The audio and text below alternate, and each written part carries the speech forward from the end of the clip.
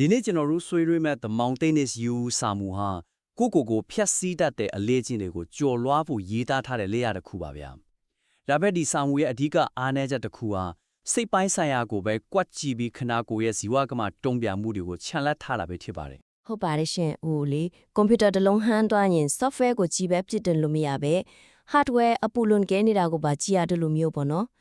အတိအကျပဲဗျာ။စာရေးသူက call ရက်ငယ်ကကြောင်းမသွားခြင်းလို့မေးလဲသွားတဲ့ဥပမာကိုတုံးပြီးရှင်းပြထားတာတော်တော်လေးမိတယ်ဆိုပေမဲ့ မှန်တယ်ဒါပေမဲ့ခနာကိုရဲ့တွန်းပြန်မှုရန်တရားကိုထည့်မရေးထားတော့self sabotage ဆိုတာစိတ်ရတွေးခေါ်မှုတတ်ပဲငါစိတ်ကိုငါမနိုင်လို့ဖြစ်ရတာဆိုတဲ့အမြင်မျိုးရောက်သွားစေတယ် ဟုတ်တယ်အဲ့ဒီကနေသစင်ကိုအပြစ်တင်စိတ်တွေဝင်လာနိုင်တယ်ဗျာဒါပေမဲ့ခဏလေးကျွန်တော်ဝေမေ့ချင်တာက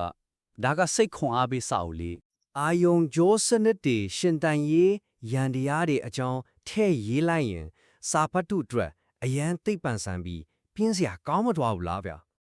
တိတ်ကောင်းတယ်မေကွန်းပဲတိတ်ပန်စာတန်းလို့ရေးခိုင်းတာမဟုတ်ဘူးရှင်ဘာလို့ထည့်တင်လဲဆိုတော့စာဖတ်သူရဲ့လုံခြုံမှုကိုတိဆောက်ပေးဖို့ပါ ။အော်လုံချုံမှုဆိုတာက ဟုတ်တယ် Gay Hendrix ရဲ့ upper limit သဘောတရားကိုစာမှုထဲမှာထုံးထားတယ်မဟုတ်လားပျော်ရွှင်မှုအတိုင်းအတာတစ်ခုကိုကြော်လွန်သွားရင်ခန္ဓာကိုယ်ကကြိုက်ခဲလာတယ်ဆိုတာမျိုးပေါ့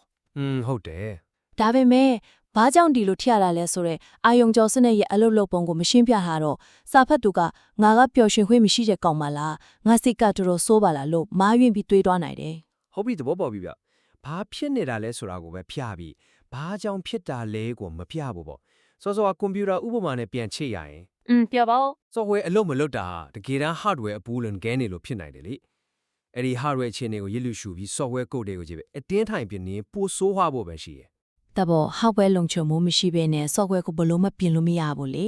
အဲ့ဒီတော့ပြုပြင်ဖို့အကြံပြုချက်အနေနဲ့စိတ်ပိုင်းဆိုင်ရာရှင်းလင်းချက်ဒီမှာခန္ဓာကိုယ်အာယုံကျော်စနစ်ရဲ့အခန်းကဏ္ဍကိုပါပေါင်းဆက်ရေးသားဖို့လိုပါတယ် ဆိုတော့စာပိုက်တစ်ပိုင်းတစ်ပိုင်းလောက်ထည့်လိုက်ရုံနဲ့တည်းအများကြီးပြောင်းလဲထွားနိုင်တာပေါ့နော် ဟုတ်ပါတယ် တိကျတဲ့ဥပမာတစ်ခုလောက်ပေးပါလားဗျာဘယ်နေရာမှာဘယ်လိုထည့်ရမလဲဆိုတာလေး ။အိုလီခုခတ်မှု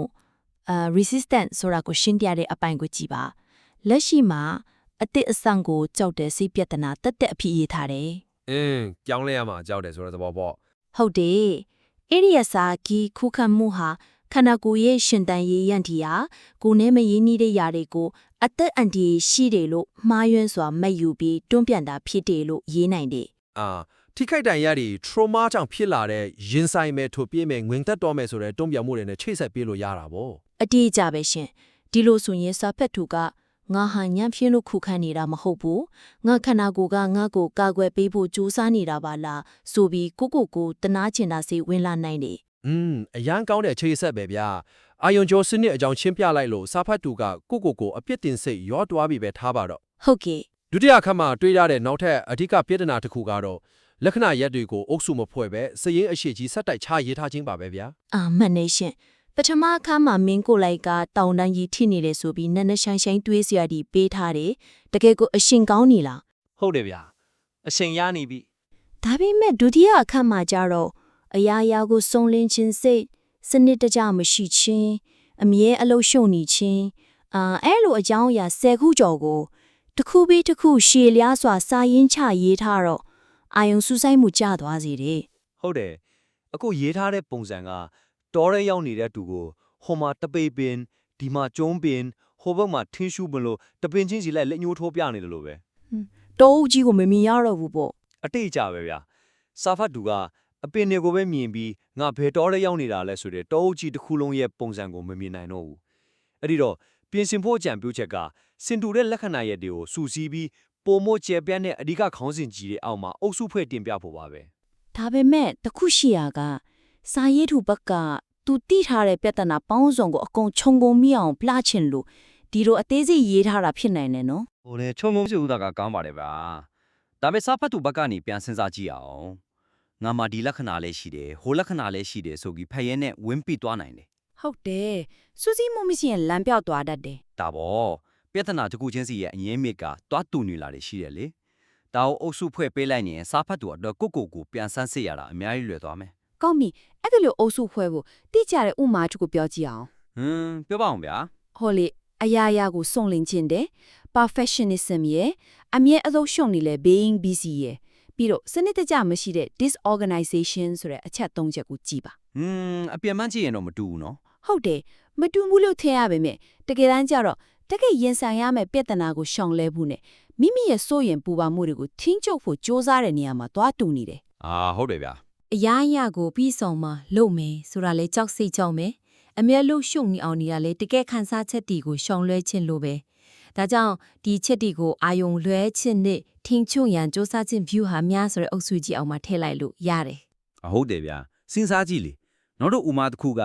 အခြားသူတွေကိုဝေဖန်ခဲ့ရခြင်းနဲ့မတင်တော်သူတွေနဲ့အချိန်ဖြုံးခြင်းပေါ့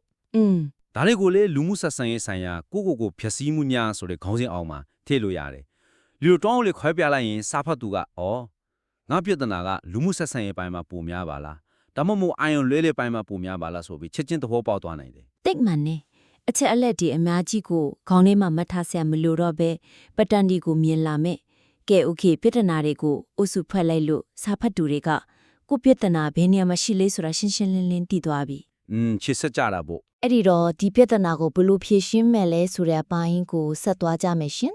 ပြဿနာဖြစ်ရှင်းတဲ့အပိုင်းတွေဟာသဘောတရားအရာမှမင်းလက်တွေ့အသုံးချဖို့တိကျတဲ့ခြေလမ်းငယ်တွေမပါဝင်တာဟာတတိယမြောက်အားနည်းချက်ဖြစ်ပါတယ် ဟုတ်တယ်စာမူထဲမှာပြဿနာဖြေရှင်းတဲ့အပိုင်းတွေပါတော့ပါတယ်ဒါပေမဲ့အရန်ရေပြည့်ဆန်လို့နေတယ် ဟုတ်တယ်ဗျာအဲ့ဒီအပိုင်းမှာလက်တွေ့ကျင့်သုံးနိုင်မယ်တိကျတဲ့ခြေလမ်းငယ်လေးတွေလိုအပ်နေပါတယ် သဘောတရားပိုင်းအရာအကုန်မှန်တယ်ဒါပေမဲ့လက်တွေ့အသုံးချဖို့ကြတော့ခက်နေတယ်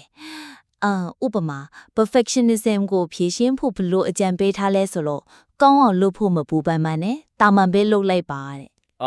အဲ့ဒါကတော့ဗျာ ဒါကတာမန်လိုအတွက်လွယ်ချင်းလွယ်မယ် perfectionist တယောက်အတွက်ကြတော့အဲ့ဒါကလုပ်ဖို့အခက်ဆုံးရာပဲ ဟုတ်တယ်ဗျာအဲ့ဒါကဘာနဲ့တူလဲဆိုတော့ခြေထောက်ကျိုးနေတဲ့သူကိုမင်းဘာမှမပူနဲ့ရဲရဲတာလမ်းလျှော့လိုက်ပါလို့အလွဲတကူပြောလိုက်တော့ဖြစ်နေတယ် ဟုတ်ပါရှင် သူတို့မှခြေလန်းတန်းလန်းမှုတော့နားကျင်နေတာလေလမ်းလျှောက်ပါလို့သွားပြောလို့မရဘူးချိုင်းထောက်ကိုဘယ်လိုသုံးရမလဲဆိုတဲ့တိကျတဲ့လမ်းညွှန်မှုလိုတယ်ဒါကြောင့်ပြင်ဆင်ဖို့အကြံပြုချက်ကဖြည့်ရှင်တဲ့တစ်ခုချင်းစီတိုင်းရဲ့အတွက်အလွန်တည်ငယ်ပြီးလက်တွေ့လှုပ်ဆောင်နိုင်တဲ့အဆင့်ဆင့်သောခြေလမ်းများဒါမှမဟုတ်တိကျတဲ့လေ့ကျင့်ခန်းတွေကိုထည့်သွင်းပေးဖို့ပါ ပထမပိုင်းမှာကျမတို့ဆွေးနွေးခဲ့တဲ့အာယုံကျော်စနစ်အပိုင်းနဲ့ပြန်ချိတ်ကြည့်အောင် perfectionist တယောက်ကိုတာမန်ပဲလုပ်လိုက်ပါလို့ပြောလိုက်တာကသူတို့ရဲ့ fight or flight response ကိုပိုပြီးဆွဲပေးလိုက်တယ်လို့ဖြစ်သွားတယ် ညီမနဲ့ သူတို့အတွက်တာမန်ပဲလုပ်လိုက်ခြင်းဟာအသက်အန္တရာယ်ရှိတယ်လို့ခံစားရလို့ခုခံနေတာလေ အဲ့ဒီတို့ဗျာဥပမာဘယ်လိုလုပ်ရမလဲစာဖတ်သူလွတ်တွေလိုက်လုပ်လို့ရမယ်ဖြတ်ကူးစရာကြောက်တုံးလေးတွေမျိုးပေါ့နော် all perfectionism ကိုကြော်လွှားဖို့ဆိုရင်ဒီနေ့ကစားပြီးအမားမပြင်ပဲ9မိနစ်တိစာရေးပါ9မိနစ်ကြည့်တာနဲ့ချက်ချင်းရက်လိုက်ပါဆိုတော့တိကျတဲ့လေ့ကျင့်ခန်းမျိုးပေးနိုင်တယ် โอเค9မိနစ်ပဲဆိုတော့တော်တော်လေးလုံနိုင်တဲ့နေထားပဲဗျာ ဟုတ်တယ်အဲ့ဒီ9မိနစ်လေးကသူတို့အသက်ရေးကြီးတယ်9မိနစ်လောက်အမားလုံးမိတာဟာအသက်အန္တရာယ်မရှိဘူးကဘာကြီးပြတ်မသွားဘူးဆိုတာကိုသူတို့ရဲ့ခန္ဓာကိုယ်ရောစိတ်ကပါဖိဖိတင်ယူသွားဖို့လိုတယ်ခလုတ်နိုင်တယ်လို့ချက်ချင်းပြောင်းလဲသွားဖို့မျှော်လင့်လို့မရဘူး ဟုတ်တယ်ဗျာနောက်တဲ့တတိထားမိတဲ့အပိုင်းတခုရှိသေးတယ် ပြောပါအောင်ရှင် စိတ်ခံစားမှုတွေကိုကြိုက်တွယ်ဖြည့်ရှင်းတဲ့အပိုင်းမှာကိုယ်ခံစားချက်တွေကိုအတိအမှတ်ပြုပါလို့ရေးထားတယ်ကျွန်တော်မြင်တော့ဒါကအရင်ကျေပြန်လွန်းတယ် ဟုတ်တယ်တော်တော်လေးကိုရေးဘူးရစားနေ စာဖတ်သူကအတိအမှတ်ပြုတယ်ဆိုတာဘာကြီးလဲငါအခုဒေါသထွက်နေတယ်အဲ့လာကိုဘလို့အတိအမှတ်ပြုအောင်ပါလဲဆိုပြီးလမ်းပြောက်သွားနိုင်တယ်အဲ့ဒီစကလုံးကအရန်ကိုစားအုပ်ဆန်လွန်းတယ် အဲ့ဒီနေရာမှာခြေလန်းငယ်လေးအနေနဲ့ပြောင်းရေးမယ်ဆိုရင်ဒီခံစားချက်ကိုခန္ဓာကိုယ်ရဲ့ဘယ်နေရာမှာအများဆုံးခံစားရလဲရင်ဘတ်မှာတင်းချက်နေတာလားလေချောင်းထဲမှာတဆုတ်နေတာလား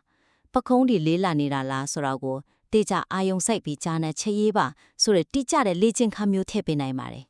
ဒါဆိုပိုးရဲ့လက်စုပ်လက်ကံပြလို့ရသွားတာတော့ပေါ့ ဒါပေါ့ရှင်ဒီလိုဆိုရင်သူတို့ရဲ့စိတ်ခံစားချက်ကိုခန္ဓာကိုယ်နဲ့ပြန်ချိတ်ဆက်ပြီးသားလည်းဖြစ်သွားမယ်ဒါကလက်တွေ့လှုပ်ဆောင်လို့ရတဲ့ခြေလန်းငယ်လေးပဲ ဟုတ်တယ်ဗျာဒီကရစာမူထဲမှာအဲ့ဒီလိုတိကျတဲ့ခြေလမ်းငယ်လေးတွေပေးထားတဲ့နေရာတကူလို့တွေ့ရတယ် ဘယ်နေရာမှာလဲရှင် organization ကိုဖြည့်ရှင်းတဲ့အပိုင်းမှာအခန်းတစ်ခန်းလုံးရှင်းဖို့များလို့ရင်1000ကနေစပါဒါမှမဟုတ် answer တစ်ခုကနေစပါလို့ရေးထားတာတွေ့ရတယ် ဟုတ်တယ်ဟုတ်တယ် အဲ့ဒါမျိုးကတကယ့်ကိုတိကျတဲ့ခြေလမ်းငယ်လေးတွေပေးတဲ့ပုံစံကောင်းတစ်ခုပဲဗျာအဲ့ဒီလိုလမ်းညွှန်မှုမျိုးတွေကိုကြံတဲ့ပြဿနာဖြေရှင်းနည်းအပိုင်းတိုင်းမှာပါတဖြည်းညီသုံးသွားဖို့လိုတာပါယုံကြည်မှုကိုအဲ့ဒီလိုအသေးအမွှားလေးတွေကနေစပြီးတိဆောက်ယူရတာပဲမဟုတ်လား လုံးဝမှန်တယ်ရှင်ဒီစာမူရဲ့အတိတ်ကရည်ရချက်ကစာပတ်သူတွေကိုခွန်အားပေးဖို့လ